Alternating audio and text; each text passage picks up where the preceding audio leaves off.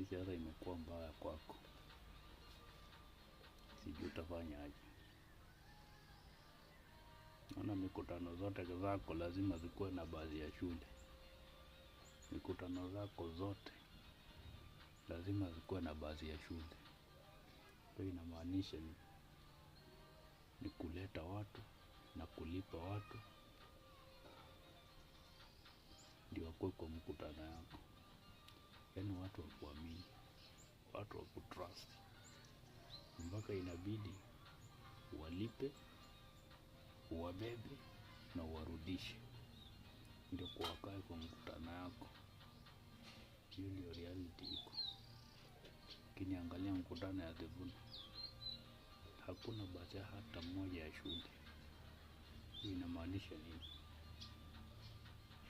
Hata mkutano wa Rigiji hauna hata basi yote ya shule. Mkutano wa Matiang'i hauna hata basi yote ya shule. Mkutano wa Kalonzo hauna basi yote ya shule. Lakini mikutano zako zote na watu wako. Angalia Didmus Barasa anasimama juu ya gari anatupia watu pesa ndio watu wakae kwa mkutano. Angalia mkutano ya Kakamega ya watu wako ODM, wanakula pesa, mkutano ijaisha wanaanza kutoroka mkutano, mpaka mtu anachukua microphone anasema yenye rudini hapa. Mkutano ijaisha. Hiyo inamaanisha nini?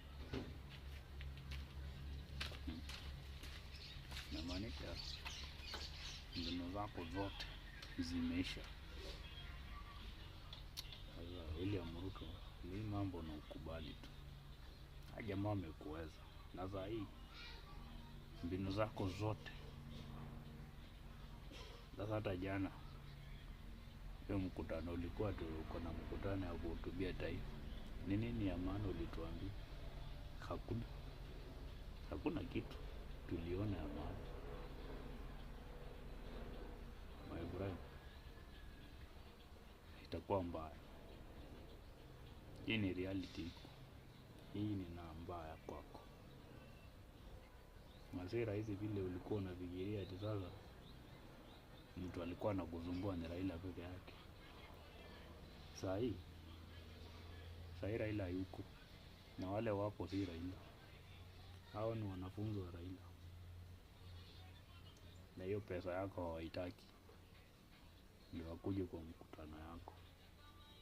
My friend, itabidi ukubali hii maneno. Itabidi. Naona uhusiano wako na Kindiki bado ni kama unaenda ukiisha. Hiyo ndoa yako na Kindiki ienda chini. Hiyo pia ni njia moja maisha kwenda chini mbaya. Jipange. William, ni mbaya. Kubali hii maneno.